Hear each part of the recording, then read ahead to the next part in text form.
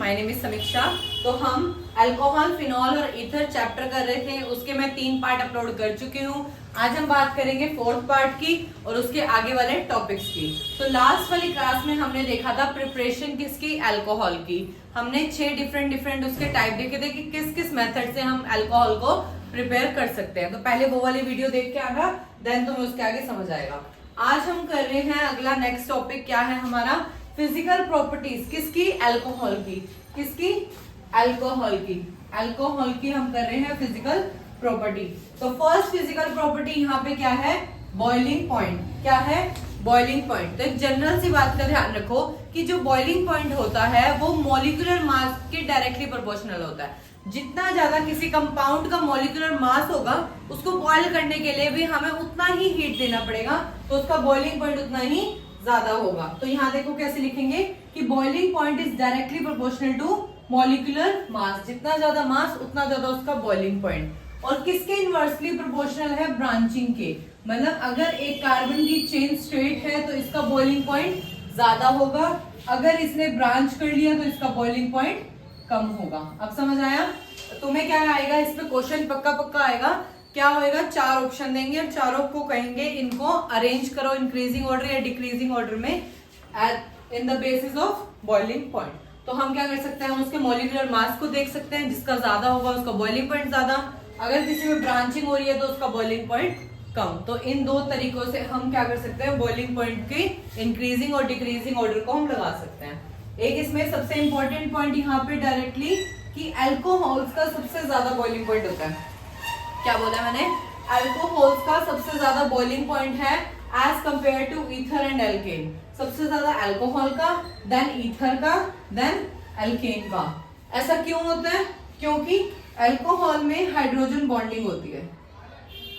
क्या होता है, हाइड्रोजन बॉन्डिंग। तो हाइड्रोजन बॉन्डिंग होने की वजह से उसका बॉन्ड ज्यादा स्ट्रॉन्ग हो जाता है और स्ट्रॉन्ग बॉन्ड को तोड़ने के लिए हमें ज्यादा हीट देनी पड़ती है, मतलब उसे ज्यादा बॉईल करना पड़ेगा। तो ज्यादा बॉईल करना पड़ेगा तो अल्कोहल का बॉइलिंग पॉइंट सबसे ज्यादा। उसके बाद ईथर का।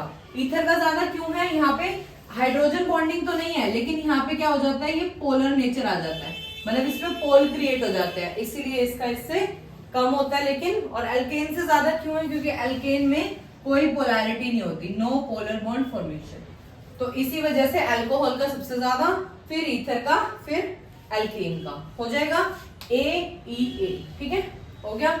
ये तो था फर्स्ट हमारी प्रॉपर्टी किसकी, अल्कोहल की प्रॉपर्टी। सेकंड प्रॉपर्टी है हमारी सॉल्युबिलिटी। तो सॉल्युबिलिटी क्या होता है, जिसमें जितनी ज्यादा हाइड्रोजन बॉन्डिंग होगी, जिस कंपाउंड में हाइड्रोजन बॉन्डिंग प्रेजेंट होगी वो वाटर में सोल्यूबल होगा, क्योंकि वो वाटर के साथ क्या कर पाएगा, बॉन्डिंग कर पाएगा। वाटर में भी OH होएगा, वहां पे भी OH होगा। हाइड्रोजन बॉन्डिंग होती किस किस के बीच में है, हाइड्रोजन के बीच में और कोई भी इलेक्ट्रोनेगेटिव एटम, इससे मोर इलेक्ट्रोनेगेटिव एटम, या तो फ्लोरीन हो सकता है या ऑक्सीजन हो सकता है या नाइट्रोजन हो सकता है। तो हाइड्रोजन और ऑक्सीजन में हाइड्रोजन बॉन्डिंग होती है, हाइड्रोजन और नाइट्रोजन में, हाइड्रोजन और फ्लोरीन में। तो ये होती है हमारी हाइड्रोजन बॉन्डिंग।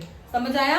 हाइड्रोजन बॉन्डिंग किस किस के बीच में होती है, हाइड्रोजन होना चाहिए और दूसरा कोई इलेक्ट्रोनेगेटिव एटम होना चाहिए। तो यहाँ पे देखो हाइड्रोजन बॉन्डिंग अल्कोहल में होगी, क्योंकि अल्कोहल में क्या है, ROH, तो यहाँ OH है।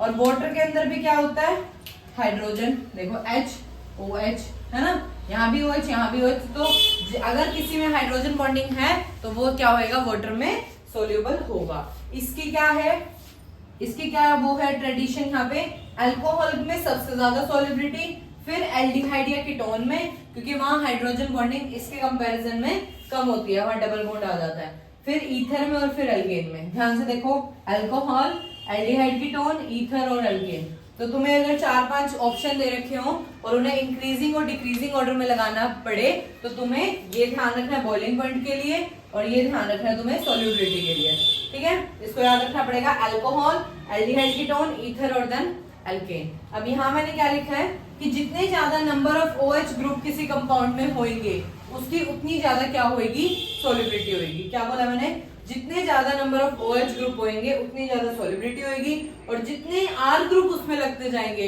उतनी उसकी सॉल्युबिलिटी कम होगी। R ग्रुप लगने से उसकी उतनी सॉल्युबिलिटी कम होगी, ठीक है, ये ध्यान रखना। तो ये था हमारा फिजिकल प्रॉपर्टी, बॉइलिंग पॉइंट और सॉल्युबिलिटी। नेक्स्ट हम बात करेंगे केमिकल प्रॉपर्टी, किसकी? केमिकल प्रॉपर्टी ऑफ अल्कोहल की। तो नेक्स्ट हमारा टॉपिक है केमिकल प्रॉपर्टी ऑफ अल्कोहल। यहाँ तक समझ आया सबको? हमने क्या करा है, बॉइलिंग पॉइंट और सॉल्युबिलिटी, दो टाइप की इसकी फिजिकल प्रॉपर्टी को देखा। नेक्स्ट हम बात कर रहे हैं यहाँ पे केमिकल प्रॉपर्टीज की फिजिकल प्रॉपर्टी के बाद। तो केमिकल प्रॉपर्टी में क्या हम बात करते हैं, हम किसकी केमिकल प्रॉपर्टी की बात कर रहे हैं? अल्कोहल की। किसकी बात कर रहे हैं? अल्कोहल की। तो यहाँ पे ये बहुत एक इंटरेस्टिंग बात है कि जो हमारा अल्कोहल होता है वो एज अ इलेक्ट्रोफाइल भी बिहेव करता है और एज अ न्यूक्लियोफाइल भी बिहेव करता है। क्या करता है? Alcohol behaves as both electrophile and nucleophile. तो सबसे पहले इलेक्ट्रोफाइल न्यूक्लियोफाइल क्या होते हैं? इलेक्ट्रोफाइल क्या होता है? इलेक्ट्रोफाइल मतलब जो क्या हो, इलेक्ट्रॉन लविंग। समझ रहे हो? इलेक्ट्रोफाइल मतलब इलेक्ट्रॉन लविंग। तो इलेक्ट्रॉन लविंग कौन होएगा? जब मतलब इलेक्ट्रॉन लविंग है ना ये, तो इसके ऊपर क्या होएगा? पॉजिटिव चार्ज, तभी तो ये इलेक्ट्रॉन के पास जाएगा अट्रैक्ट होने के लिए। न्यूक्लियोफाइल क्या होते हैं? Nucleus loving. तो ये न्यूक्लियस के पास कब जाएंगे? जब इनके ऊपर खुद पे क्या हो, नेगेटिव चार्ज, तभी ये किस पे जाएंगे? Positive charge. ठीक है, तो सबसे पहले तो तुम इस चीज को क्लियर करो, इलेक्ट्रोफाइल क्या होता है, न्यूक्लियोफाइल क्या होता है। इलेक्ट्रोफाइल जो इलेक्ट्रॉन लविंग हो, तो मतलब ये किसके पास जाएगा? इलेक्ट्रॉन। तो ये इलेक्ट्रॉन के पास जाएगा तो ये खुद क्या होएगा? पॉजिटिव ना। न्यूक्लियोफाइल न्यूक्लियस लविंग, तो न्यूक्लियस के पास कौन जाएगा? जो खुद क्या हो, नेगेटिव। तो न्यूक्लियस पे हमेशा क्या चार्ज होएगा? नेगेटिव। अब देखते हैं कि ऐसा क्या है कि ये जो अल्कोहल है वो दोनों टाइप से बिहेव कर रहा है। तो सबसे पहले हम केस देखते हैं कि जब अल्कोहल कैसे बिहेव कर रहा है एज न्यूक्लियोफाइल। तो तुम्हें ये बहुत इंपॉर्टेंट 3-4 स्टार लगा लो इस पे। तो तुम्हें यहाँ पे क्या इंपॉर्टेंट बात ध्यान रखनी है कि जब भी अल्कोहल न्यूक्लियोफाइल की तरह बिहेव करेगा तो वहां पे जो अल्कोहल है उसके अंदर मुझे ऑक्सीजन और हाइड्रोजन का बॉन्ड ब्रेक करना है। ठीक है, मैं दोबारा रिपीट कर रही हूँ कि जब भी alcohol as a nucleophile behave करेगा तो वहां पे मुझे अल्कोहल का जो ROH है ना, उसमें मुझे ऑक्सीजन और हाइड्रोजन के बॉन्ड के बीच में क्लीवेज करवानी है, मतलब ये वाला बॉन्ड टूटेगा। ठीक है, पहले लिख लो, बहुत इंपॉर्टेंट बात है। अब ये कैसे करते हैं न्यूक्लियोफाइल की तरह बिहेव? देखो, सबसे पहले हमारा एक अल्कोहल लिया हमने ROH, साथ में क्या लेंगे हम? कोई ऐसी स्पीशीज जिसपे ये जाके अटैक करेगा। क्यों? क्योंकि ये तो एज अ न्यूक्लियोफाइल बिहेव कर रहा है, मतलब इसके पास क्या है? इलेक्ट्रॉन। ये तो इलेक्ट्रॉन रिच है, तो ये क्या करेगा? किसी पॉजिटिव पे अट्रैक्ट होएगा। जैसे इसने अपने लॉन पे इसको दिए, क्योंकि इसके पास डेफिशिएंट था, तो अब ये कार्बन जो है वो ऑक्सीजन से अटैच हो गया और ऑक्सीजन के ऊपर इसका पॉजिटिव चार्ज आ गया। देखो R, ऑक्सीजन पे पॉजिटिव चार्ज आ गया, हाइड्रोजन ऑक्सीजन के साथ अभी लगा हुआ है और ये जो पूरा कार्बन मॉलिक्यूल था वो भी आके ऑक्सीजन से कनेक्ट हो गया। ठीक है, यहाँ पे कुछ भी हो सकता है, हाइड्रोजन कुछ भी लगा दो। उसके बाद अब ये जो हाइड्रोजन है वो H+ बन के क्या निकल जाएगा? बाहर निकल जाएगा। तो यहाँ से तुम्हें पता लगा ये जो H+ बाहर निकला है तो इसमें क्या हुआ है? ऑक्सीजन और हाइड्रोजन का बॉन्ड टूटा है ना। जब मेरा alcohol as a nucleophile behave कर रहा है, मतलब अपने इलेक्ट्रॉन किसी को डोनेट कर रहा है, तो वहां पे लास्ट में ऑक्सीजन और हाइड्रोजन का बॉन्ड का तुम्हें ब्रेकेज करवाना है। जब हम आगे इसकी रिएक्शन करेंगे तो तुम्हें इस बात का सीधा सीधा ध्यान रखना है। ठीक है, क्लियर हुआ? दूसरा केस, जब अल्कोहल कैसे बिहेव कर रहा है? As a electrophile. अब यहाँ अल्कोहल कैसा बिहेव कर रहा है? इलेक्ट्रोफाइल। तो सबसे पहले इस अल्कोहल को इलेक्ट्रोफाइल बनाना पड़ेगा, मतलब इसको डेफिशिएंट बनाना पड़ेगा। तो इसको पहले करवाओ हाइड्रोजन H+ के साथ इसकी रिएक्शन करवाओ। H+ के साथ रिएक्शन कराओगे तो ये जो हाइड्रोजन है वो इसके साथ कनेक्ट होके क्या बन जाएगा? OH2 और ऑक्सीजन पे आ जाएगा पॉजिटिव चार्ज। अब ये कैसा बन गया?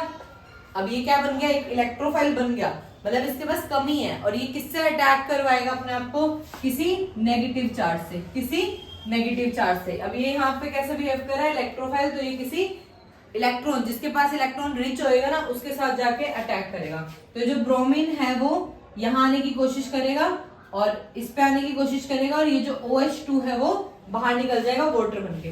देखो OH2 है ना, वो तो बाहर निकल गया बॉन्ड बनके और ब्रोमीन जो है वो इसके साथ लग गया। तो यहाँ पे क्या हुआ? कार्बन और ऑक्सीजन का बॉन्ड टूटा है। यहाँ पे क्या हुआ है?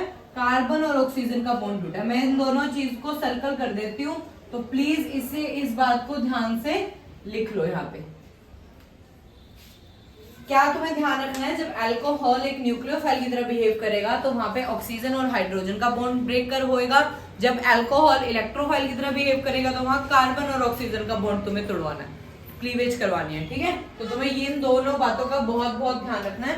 दोनों पे तुम 4 स्टार लगा लो, अपनी कॉपी में भी लिखोगे वहां भी 4 स्टार लगा लेना ताकि तुम्हें हाईलाइट होकर दिख जाए। और इसको अच्छे से बॉक्स में पैक कर देना ताकि तुम्हें सीधा हाईलाइट हो जाए कि मुझे ये चीज का ध्यान रखना है। क्लियर है? यहाँ तक हमने यहाँ बिहेव कर लिया, इसको alcohol as nucleophile, alcohol as electrophile. अब यहाँ पे क्या है, इनकी आगे रिएक्शंस करेंगे हम। जब अल्कोहल एज न्यूक्लियोफाइल बिहेव करेगा, अल्कोहल जब न्यूक्लियोफाइल की तरह बिहेव करेगा तो वहां पे हमारी 2 टाइप की रिएक्शन होती हैं। कौन कौन सी? वहां पे हम एसिडिटी पता लगा सकते हैं अल्कोहल एंड फिनॉल की सॉरी, वहां पे हम अल्कोहल और फिनॉल की एसिडिटी का पता लगा सकते हैं, और दूसरा हम एस्टेरिफिकेशन करवा सकते हैं। 2 टाइप की रिएक्शन होगी जब अल्कोहल एज न्यूक्लियोफाइल बिहेव करेगा, मतलब इन दोनों रिएक्शन में क्या हो रहा होगा, ऑक्सीजन और हाइड्रोजन का बॉन्ड ब्रेक हो रहा होगा। दूसरा, जब अल्कोहल एज इलेक्ट्रोफाइल बिहेव करेगा तो हमारे पास ये 4 टाइप की रिएक्शन होगी। मैं इसलिए पहले बोर्ड पे इसे लिख के रखती हूँ ताकि थोड़ा सा टाइम कंज्यूम हो, ठीक है, ताकि तुम्हें डायरेक्ट चीजें लिखी हुई मिल जाए, मैं तुम्हें जस्ट उन्हें एक्सप्लेन कर पाऊँ, क्योंकि एक्सप्लेनेशन में ज्यादा टाइम लगता है। यहाँ तक क्लियर है? तो मैंने तुम्हें कहा कि जब अल्कोहल एज इलेक्ट्रोफाइल बिहेव करेगा तो ये 4 रिएक्शन तुम्हें पता होनी चाहिए। अब हम करेंगे इन चारों रिएक्शन को। पहली है लुकास रिएजेंट, दूसरी है PX3, जब हमने प्रिपरेशन करी थी अल्कोहल की, यहाँ पे नहीं, जब हमने हेलो एल्केन और हेलो अरेन्स में, वहां पे हमने इसको अल्कोहल के साथ रिएक्ट कराया था, वहां पे था ये PX3 वाला, वही रिएक्शन यहाँ पे करवानी है। तीसरी है डिहाइड्रेशन, मतलब वाटर को बाहर निकालेंगे। और देखो इस रिएक्शन में भी तो मैंने क्या करा है, वाटर को बाहर निकाला ना, वाटर जब बाहर निकलेगा तभी तो ऑक्सीजन और कार्बन की बॉन्ड को ब्रेकेज कर पाओगे। अब क्लियर हो रहा है थोड़ा थोड़ा? और फोर्थ वाला क्या करवाओगे, ऑक्सीडेशन। फोर्थ में क्या करवाओगे, ऑक्सीडेशन। तो ये 4 टाइप की रिएक्शन कब है, जब अल्कोहल इलेक्ट्रोफाइल की तरह बिहेव कर रहा है, जब अल्कोहल इलेक्ट्रोफाइल की तरह बिहेव कर रहा है, इलेक्ट्रोफाइल की तरह बिहेव कर रहा है। और ये 2 रिएक्शन कब होंगी, जब alcohol as a nucleophile behave करेगा। यहाँ तक क्लियर हुआ? तो हमने क्या देखा, केमिकल प्रॉपर्टी, अल्कोहल जो है वो दोनों टाइप से बिहेव कर सकता है। जब वो न्यूक्लियोफाइल की तरह बिहेव करेगा तो ऑक्सीजन हाइड्रोजन बॉन्ड ब्रेक करवाएगा, जब वो इलेक्ट्रोफाइल की तरह बिहेव करेगा तो कार्बन ऑक्सीजन का बॉन्ड ब्रेक होएगा। उसके बाद हमने देखा जब अल्कोहल न्यूक्लियोफाइल की तरह बिहेव कर रहा है तो ये 2 रिएक्शन हमने पढ़नी है, जब अल्कोहल इलेक्ट्रोफाइल की तरह बिहेव कर रहा है तो ये 4 रिएक्शन हमने पढ़नी है। क्लियर है? इनको इसको या तो स्क्रीनशॉट ले लो या फिर इसको कॉपी में साथ साथ नोट कर लो। 2 मिनट का आपके पास टाइम है। आई होप सो लिख लिया होगा। तो नेक्स्ट हम बात करेंगे इसके बाद कि जब अल्कोहल की हम एसिडिटी कैसे कंपेयर करेंगे। अल्कोहल की एसिडिटी फिनॉल के साथ कंपेयर करेंगे, वाटर के साथ कंपेयर करेंगे, अलग अलग टाइप से कंपैरिजन करके हम पता लगाएंगे कि एसिडिटी कैसे डिपेंड कर रही है अल्कोहल की। ठीक है? हाँ जी। तो नेक्स्ट हम क्या कर रहे हैं, वो टॉपिक कर रहे हैं जब मेरा अल्कोहल एज न्यूक्लियोफाइल बिहेव कर रहा है। कैसा बिहेव कर रहा है? मेरा अल्कोहल न्यूक्लियोफाइल की तरह बिहेव कर रहा है, मतलब जो भी मेरी रिएक्शन होगी उसमें मुझे ऑक्सीजन और हाइड्रोजन बॉन्ड की क्लीवेज करवानी है, ऑक्सीजन और हाइड्रोजन बॉन्ड ब्रेक करवाना है। तो सबसे पहले मैंने उसमें कहा था हम 2 बातें पढ़ेंगे, एक तो acidity of alcohol and phenol और दूसरा पढ़ेंगे हम एस्टेरिफिकेशन। तो सबसे पहले हम यहाँ पे देख रहे हैं एसिडिटी ऑफ अल्कोहल। तो अगर मुझे अल्कोहल की एसिडिटी को कंपेयर करना है तो मैं क्या कहूंगी कि मेरा प्राइमरी वाला अल्कोहल सबसे ज्यादा स्टेबल, फिर सेकेंडरी, फिर टर्शरी। ये बहुत इंपॉर्टेंट बात है, प्राइमरी सबसे ज्यादा एसिडिक होता है, फिर सेकेंडरी, फिर टर्शरी। ऐसा रीजन क्या है यहाँ पे? क्योंकि जो अल्कोहल की स्टेबिलिटी होती है वो प्लस आई इफेक्ट के इनवर्सली होती है। इंडक्टिव इफेक्ट कौन दिखाता है? जितने भी आर ग्रुप होते हैं, आर ग्रुप होते हैं ना, वही दिखाते हैं प्लस आई इफेक्ट। तो जितने ज्यादा आर ग्रुप होंगे उसकी स्टेबिलिटी उतनी कम होगी। तो देखो प्राइमरी में जब मैं बात करूं तो वहां पे एक ही आर ग्रुप होता है, सेकेंडरी की जब मैं बात करूं तो वहां पे आगे 2 आर ग्रुप होते हैं, और मैं टर्शरी की बात करूं तो यहाँ पे 3 आर ग्रुप होते हैं। समझ आया? देखो अब मैं थोड़ा सा इसको अपने बेस पे कैसे एक्सप्लेन करूंगी, तुम्हें जैसे याद रहे उस तरीके से। देखो ऑक्सीजन और हाइड्रोजन के बीच में बॉन्ड है, अच्छा एसिड कौन होएगा? जो हाइड्रोजन प्लस को दे देगा। ये हाइड्रोजन प्लस को देगा कब? जब ये हाइड्रोजन के इलेक्ट्रॉन अपने पास ले ले। यहाँ पे इसको देने वाला सिर्फ एक ही है, तो ये अपने इलेक्ट्रॉन कंप्लीट करने के लिए हाइड्रोजन से इलेक्ट्रॉन लेगा और हाइड्रोजन को इजीली रिलीज कर देगा। सेकंड में यहाँ पे इसको देने डोनेट करने वाले दो हैं, तो इसको क्या जरूरत पड़ी हाइड्रोजन से लेने की, इसको इससे ज्यादा मिल गए ना देने वाले, ऑक्सीजन पे इलेक्ट्रॉन की जो पावर है वो ज्यादा हो गई ना, तो अब ये हाइड्रोजन से इलेक्ट्रॉन लेगा नहीं तो उसको रिलीज नहीं करेगा, और रिलीज नहीं करेगा तो ये अच्छा एसिड नहीं होगा, ये इससे लेस एसिडिक होगा। और यहाँ तो कमाल ही हो गई, यहाँ तो इसको देने वाले कौन है, तीन है, तो इसको तो ये तो और ज्यादा हाइड्रोजन से अब क्या करेगा, हाइड्रोजन बॉन्डिंग करेगा, इसको तो छोड़ेगा ही नहीं, क्योंकि इसको तो देने वाले कितने मिल गए, 3 मिल गए, तो ये तो हाइड्रोजन से अपनी बॉन्डिंग तोड़ेगा ही नहीं, और जब तक ये हाइड्रोजन से बॉन्डिंग नहीं तोड़ेगा, उसको आगे डोनेट नहीं करेगा, तो वो अच्छा एसिड कैसे कहलाएगा। समझ आया। एक तो ये रीजन ध्यान रख लो, या फिर ये ध्यान रख लो कि जितने ज्यादा आर ग्रुप लगे होंगे उसकी एसिडिटी उतनी ही कम होगी। उसका रीजन समझ आ गया। आर ग्रुप जब उसको अपने इलेक्ट्रॉन डोनेट कर रहे हैं, प्लस का इफेक्ट लगा रहे हैं, तो वो हाइड्रोजन से अपने इलेक्ट्रॉन क्यों लेगा और उसको क्यों रिलीज करेगा। ज्यादा क्लियर हुआ? नहीं समझ आया तो एक बार दोबारा से वीडियो को रिवाइज करके देख लेना, बहुत अच्छे से समझ आ जाएगा। समझ आया यहाँ तक? उसके बाद एक ये बहुत इंपॉर्टेंट क्वेश्चन निकल के आता है कि विच इज मोर एसिडिक, कौन कौन, अल्कोहल या वाटर, अल्कोहल या वाटर में से कौन ज्यादा एसिडिक है। तो तुम बताओ कौन ज्यादा एसिडिक है, तुम्हें क्या लग रहा है, अल्कोहल? नहीं, यहाँ पे देखते हैं कैसे। अल्कोहल के अंदर होता है ROH, क्या होता है, ROH, और वाटर के अंदर क्या होता है, HOH। फर्क समझ आ रहा है? मैं एक बार थोड़ा आगे पीछे रब कर दूं ताकि तुम्हें ध्यान से समझ आए। ये क्लियर हो गया यहाँ तक? देखो यहाँ पे ध्यान से, अल्कोहल तो होता है ROH और वाटर होता है HOH, दोनों में ये चीज तो सेम है। तो जब ये दो चीजें सेम होती है तो हमारा कंपैरिजन किस पे होगा, इधर R ग्रुप है और उधर H है। अभी हमने ऊपर पढ़ा है कि जहां R ग्रुप लगा होगा तो वो उसको कम एसिडिक बनाता है। अभी हमने पढ़ा है R ग्रुप जहां पे होगा वो उसको कम एसिडिक बनाएगा। तो यहाँ तो प्राइमरी सेकेंडरी टर्शरी में यहाँ एक R ग्रुप था, या 2 थे, या 3 थे, यहाँ तो एक ही फर्क है ना, फर्क तो एक ही का है, यहाँ पे है।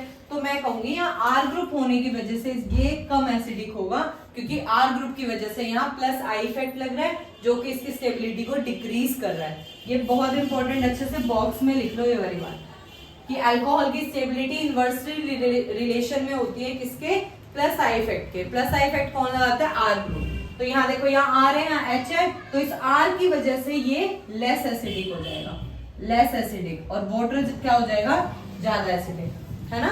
ठीक है, समझ आया। तो alcohol is less acidic than water, तो water is more acidic. Clear हुआ यहाँ तक?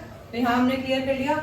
उसके बाद अगली बात क्या कहती है कि जो अल्कोहल है हमारा, वो न्यूक्लियोफाइल की तरह भी बिहेव कर रहा है, इलेक्ट्रोफाइल की तरह भी बिहेव कर रहा है, ये तो हमने देख लिया। लेकिन यहाँ पे जो अल्कोहल है हमारा, वो प्रोटॉन डोनर भी है, वो अपना H+ देना भी जानता है और सामने वाले से H+ लेना भी जानता है। तो जब वो अपना H+ डोनेट करता है तो वो होता है ब्रोंसिड एसिड।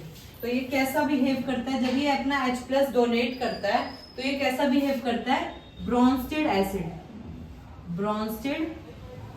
एसिड की तरह, क्योंकि ये क्या कर रहा है, अपना H+ डोनेट कर रहा है। जो अच्छा H+ दे दे वो अच्छा एसिडिक होता है ना, और जो H+ एक्सेप्ट कर रहा है तो मतलब ये बेस की तरह भी बिहेव कर रहा है, ब्रोंसिड बेस की तरह भी बिहेव कर रहा है। ये देखो दो रिएक्शन है, यहाँ पे ROH में बेस हमने ऐड करा, तो ये क्या करा, बेस ने हाइड्रोजन ले लिया, मतलब इसने अपना H+ क्या करा, बेस को डोनेट कर दिया, तो ये क्या है, यहाँ पे ब्रोंसिड एसिड की तरह बिहेव करेगा। यहाँ पे इसने H+ जो है वो एक्सेप्ट कर लिया, तो ये बन गया ROH2 और ऊपर प्लस आ गया, क्योंकि H भी कंबाइन हो गया और प्लस भी आ गया। समझ आया?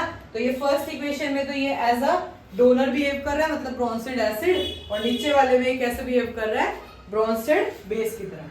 तो ये समझ आया। एसिडिटी में हमने क्या क्या बातें करी है, यहाँ पे प्राइमरी सेकेंडरी टर्शरी ये इंपॉर्टेंट है, स्टेबिलिटी इंपॉर्टेंट है, which is more acidic, alcohol जो होता है वो वाटर से लेस एसिडिक होता है, और चौथी बात जो है वो अल्कोहल जो होता है वो H+ डोनेट करना भी जानता है, H+ एक्सेप्ट करना भी जानता है। तो ये ब्रोंसिड एसिड भी है और ब्रोंसिड बेस भी है। यहाँ तक क्लियर है?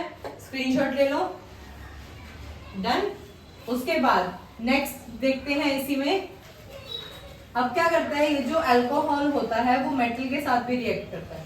क्या करता है, अल्कोहल और फिनॉल है, ये दोनों, अल्कोहल हो चाहे फिनॉल हो, ये दोनों किसके साथ बिहेव करते हैं, मेटल के साथ। किसके साथ, मेटल के साथ। यहां मैं लूंगी मेटल हाइड्रोक्साइड, यहां मैं लूंगी मेटल। तो ये मैं क्या कर रही हूं, रिएक्शन विद मेटल। ये टॉपिक का नाम क्या है, रिएक्शन विद मेटल्स। ये सारे तुम्हारे एनसीईआरटी के टॉपिक हैं। तो देखो क्या हो रहा है यहाँ पे, ROHNA है, तो क्या करेगा, जो सोडियम है उसे ये एक्सेप्ट कर लेगा और यहाँ से हाइड्रोजन लिबरेट कर देगा। मतलब RO के साथ तो Na कंबाइन हो जाएगा, प्लस में जो H प्लस है ये अपना H दे रहा है ना, तो यहाँ पे H2 हाइड्रोजन गैस रिलीज हो जाएगी। तो जब भी अल्कोहल किसी मेटल के साथ रिएक्ट करेगा तो सोडियम जो भी मेटल होगा वो उसके साथ कंबाइन हो जाएगा और साथ में हाइड्रोजन गैस लिबरेट हो जाएगी। फिनॉल में भी यही सेम काम है, लेकिन फिनॉल में क्या हो जाता है, यहाँ पे ऑक्सीजन के साथ वाला जो H है और ये वाला जो OH है वो दोनों मिलके क्या बना लेते हैं, वाटर। ऑक्सीजन के साथ वाला H और OH ये दोनों बना लेते हैं वाटर। तो यहाँ पे क्या बचा, O के साथ Na, ये Na यहाँ पे आके कंबाइन हो जाता है। ठीक है, यहाँ तक क्लियर हुआ। इसे कहते हैं फिनॉक्साइड आयन, ऐसे करके सोडियम फिनॉक्साइड। क्लियर हुआ। तो ये हमने करा रिएक्शन विद मेटल, मतलब मेरा जो अल्कोहल है वो मेटल के साथ भी रिएक्ट करता है, मेटल के साथ रिएक्ट करता, अल्कोहल मेटल के साथ रिएक्ट करता है तो मेटल के साथ कंबाइन होकर हाइड्रोजन गैस लिबरेट करता है। अगर मेरा फिनॉल सोडियम हाइड्रोक्साइड मतलब मेटल के हाइड्रोक्साइड के साथ बिहेव करे तो वहां पे वाटर रिलीज होता है और साथ में ऑक्सीजन के साथ में मेटल कंबाइन हो जाता है। तो ये दोनों रिएक्शन है, ये इंपॉर्टेंट है, लिख लो। तुम्हें मतलब अगर रिएक्टेंट दे दिया तो तुम प्रोडक्ट उससे बना पाओ। समझ आया यहाँ तक। अब हम बात करेंगे आगे फिनॉल की एसिडिटी की। अभी तो हमने बात करी एसिडिटी ऑफ अल्कोहल, अब मैं देखती हूँ फिनॉल की एसिडिटी कैसे भी। नेक्स्ट हमारा टॉपिक है एसिडिटी ऑफ फिनॉल। ठीक है, क्या लिखा है मैंने, ये एसिडिटी ऑफ फिनॉल, थोड़ा सा ये लाइट है मार्कर। ठीक है, एसिडिटी ऑफ फिनॉल। अभी तक हमने जब अल्कोहल की बात करी तो अल्कोहल तो लेस एसिडिक था, किससे, वाटर से। क्यों, क्योंकि उसके ऊपर R ग्रुप था।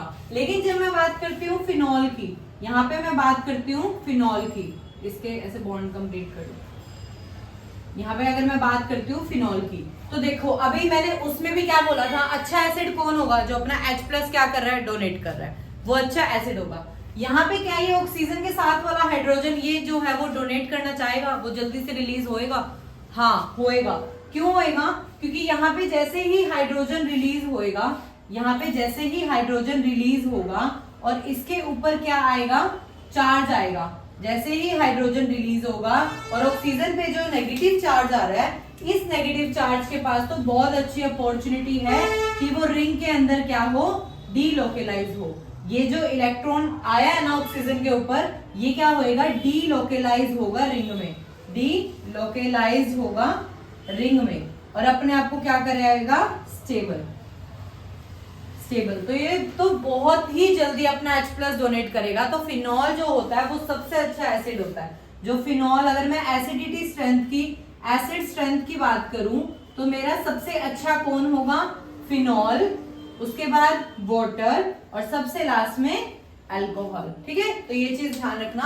एसिडिक स्ट्रेंथ की बात करूं तो सबसे अच्छा फिनॉल, क्योंकि फिनॉल का जो OH का जो H ग्रुप है वो बहुत जल्दी रिलीज होगा, क्योंकि रिलीज होने के बाद जो ऑक्सीजन के ऊपर चार्ज आ गया वो इस रिंग में डीलोकेलाइज हो जाएगा। क्योंकि यहाँ वाला जो कार्बन है वो कैसा है, sp2 हाइब्रिडाइज्ड है और मोर इलेक्ट्रोनेगेटिव है, मोर इलेक्ट्रोनेगेटिव है। ठीक है, तो ये क्या करेगा, अपने पास इलेक्ट्रॉन को खींचेगा। जैसे ही ऑक्सीजन के इलेक्ट्रॉन ये अपने रिंग में खींचेगा तो ये अपना हाइड्रोजन रिलीज कर देगा। समझ आया। तो ये बहुत ही अच्छा एसिड होगा as compare to alcohol and water. यहाँ तक समझ आया।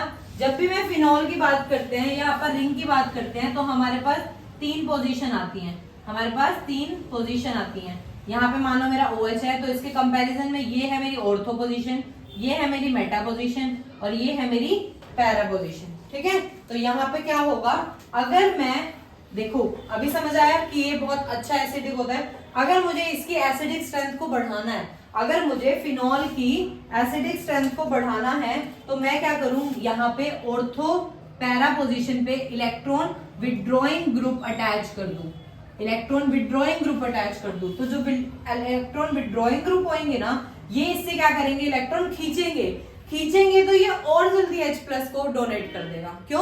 क्योंकि इसके इलेक्ट्रॉन तो यहाँ जा रहे हैं, तो H प्लस तो इजीली रिलीज हो जाएगा, क्योंकि अब ऑक्सीजन हाइड्रोजन के साथ बॉन्ड तो नहीं बना रहा, क्योंकि ऑक्सीजन के जितने भी इलेक्ट्रॉन है वो सारे रिंग में डिलोकलाइज होने जा रहे हैं। और ऊपर से तुमने इसके ऑर्थो और पैरा पोजीशन पे और अगर इलेक्ट्रॉन विड्रॉइंग ग्रुप लगा दिया, मतलब इससे और ज्यादा इलेक्ट्रॉन खींच रहा है, तो फिर सोने पे सुहागा। इसको तो ये और ज्यादा क्या बना रहा है, और ज्यादा इसकी एसिडिटी को इंक्रीज कर रहा है। लेकिन अगर मैं ऑर्थो पैरा पोजीशन पे क्या लगा दूं, इलेक्ट्रॉन रिलीजिंग ग्रुप, मतलब ऐसा ग्रुप लगा दूं जो इसको क्या कर रहा है, अब इलेक्ट्रॉन दे रहा है, इसे खींच नहीं रहा, इसको इलेक्ट्रॉन दे रहा है, तो अब इसको दे रहा है तो इसके पास तो कोई कमी नहीं है, तो कमी नहीं है तो ये हाइड्रोजन से अपने कमी को पूरी नहीं करेगा तो हाइड्रोजन को रिलीज नहीं करेगा। बस ध्यान से एक बात समझ लो, जो भी अपना H प्लस दे वो अच्छा एसिड, और वो H प्लस कब देगा, जब ऑक्सीजन को हाइड्रोजन से इलेक्ट्रॉन लेने पड़ेंगे। जब इसको देने वाले इतने सारे हैं, तो वो हाइड्रोजन से अपने इलेक्ट्रॉन क्यों लेगा और उसको क्यों रिलीज करेगा।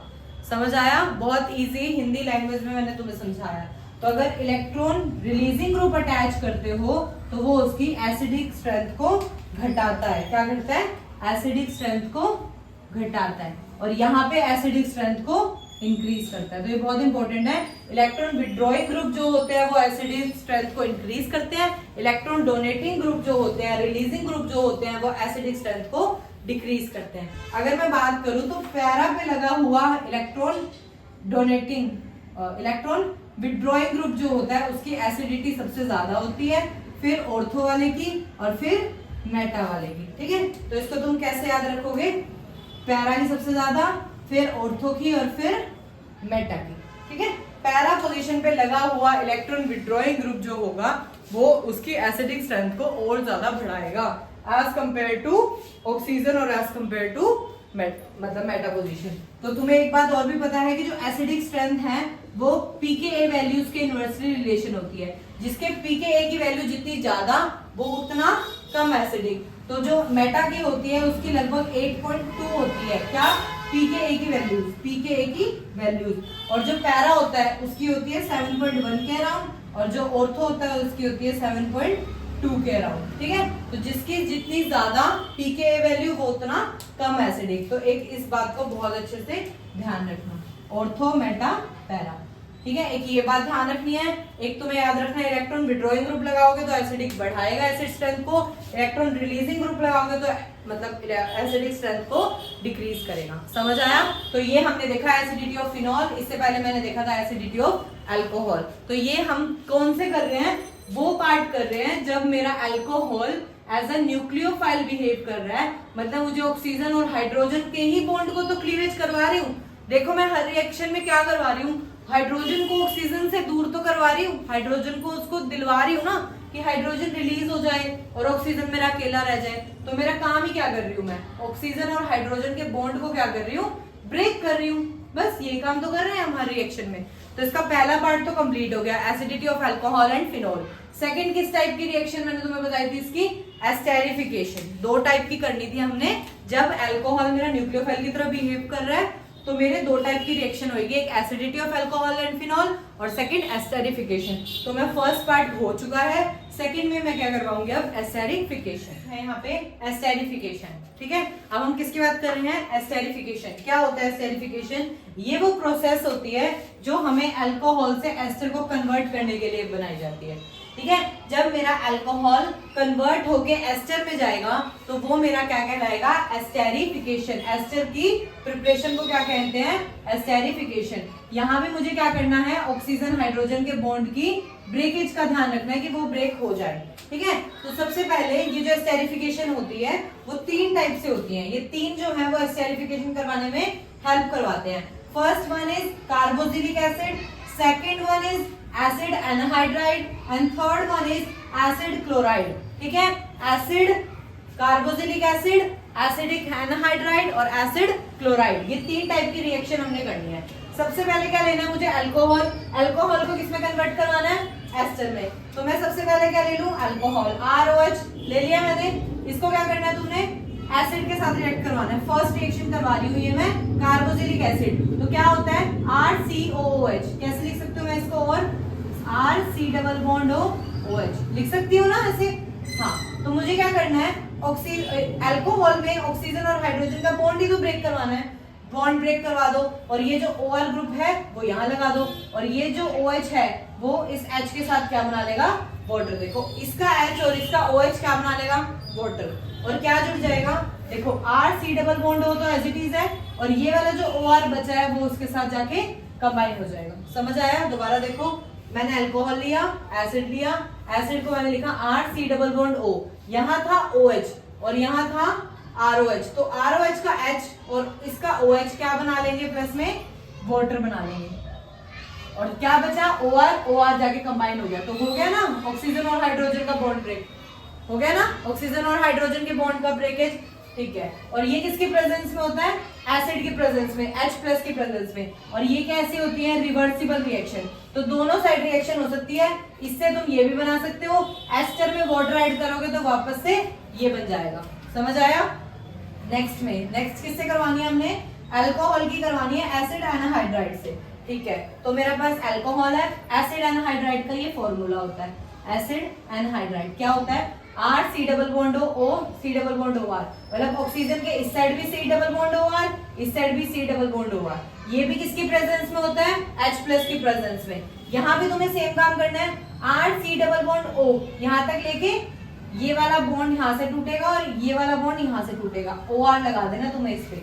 हमें तो इससे मतलब है ना RC डबल बॉन्ड OR, ये बन गया मेरा एस्टर। लेकिन अभी भी इस रिएक्शन में इतना पार्ट बचा है, RC डबल बॉन्ड O और इसका क्या बचा है, H, तो ये दोनों जाके कंबाइन होके क्या बना लेंगे, फिर से एसिड। यहाँ पे क्या बन जाएगा, ये रिएक्शन में क्या होगा, जब अल्कोहल एसिड एनहाइड्राइड के साथ रिएक्ट करता है तो मेरे दो प्रोडक्ट बनते हैं, एक तो एस्टर और दूसरा एसिड। फर्स्ट रिएक्शन में ये क्या बना है, एस्टर, और साथ में क्या निकला है, वाटर।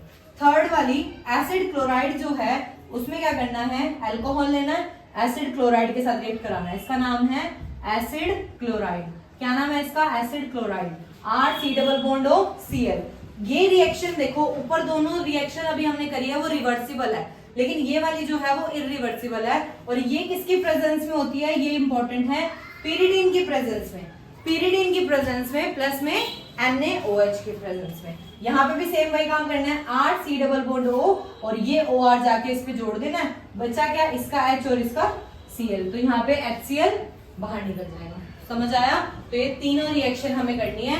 हमें अल्कोहल से एस्टर बनाना है, एस्टेरिफिकेशन करानी है। उसके लिए मेरे पास ये तीन टाइप की रिएक्शन है, with carboxylic acid, with acid anhydride and with acid chloride. ठीक है, तो यहाँ मैंने तीनों रिएक्शन करा दी। तीनों में मेरा एस्टर फॉर्मेशन हो रहा है, प्लस में साथ में क्या हो रहा है, सॉरी, तीनों में मेरा क्या हो रहा है, एस्टर बन रहा है, इसमें साथ में वाटर निकल रहा है, इसमें साथ में एसिड भी बन रहा है एक्स्ट्रा में, और इसमें साथ में HCl, सॉरी,